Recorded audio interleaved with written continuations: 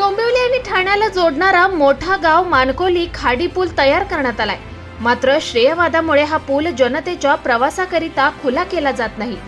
जनतेच्या प्रवासात श्रेयवादाचा खोडा असल्याचं ट्विट मनसे आमदार राजू पाटील यांनी मुख्यमंत्री एकनाथ शिंदे यांना केलंय. मनसे आमदार यांनी मुख्यमंत्र्यांसह उपमुख्यमंत्री देवेंद्र फडणवीस आणि अजित पवार यांनाही हेच ट्विट केलंय. त्यांच्या या ट्विटची दखल घेऊन मुख्यमंत्र्यांकडून आता तरी या पुलाचं लोकार्पण होणार की नाही याविषयी राजकीय वर्तुळात चर्चा सुरू झाली आहे. मोठा गाव मानकोली खाडी पूल हा डोंबिवली आणि ठाणे शहरांना जोडणारा आहे. अवघ्या 15 मिनिटात डोंबिवलीतून ठाणे गाठता येणार आहे. या पुलाचं काम पूर्ण झालंय, मात्र या पुलाचं लोकार्पण केलं जात नाही. या पुलाच्या लोकार्पणाकरिता शिवसेना आणि भाजपमध्ये स्पर्धा आहे.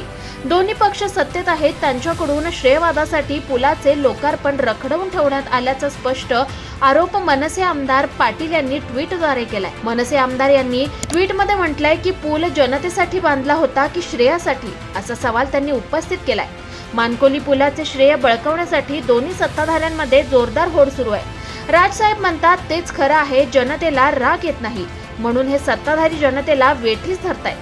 शासन आपल्या दारी या कार्यक्रमानिमित्त मुख्यमंत्री, उपमुख्यमंत्री आणि अन्य मंत्री डोंबिवलीत येणार आहेत. तर पूल नागरिकांना खुला करून जनतेची ट्रॅफिकच्या कटकटीतून सुटका तरी करा. ज्यांना श्रेय घ्यायचं आहे त्यांनी घ्या, कृपया आता तरी जनतेला गृहीत धरणं सोडा, असा टोला पाटील यांनी लगावला आहे. पाटील यांनी केलेल्या ट्विटमुळे पुलाचं रखडलेलं लोकार्पण होणार का, तसेच शासन आपल्या दारी या कार्यक्रमास मुख्यमंत्री आल्यावर ते याविषयी काय बोलतात याकडे सगळ्यांचंच लक्ष लागलंय.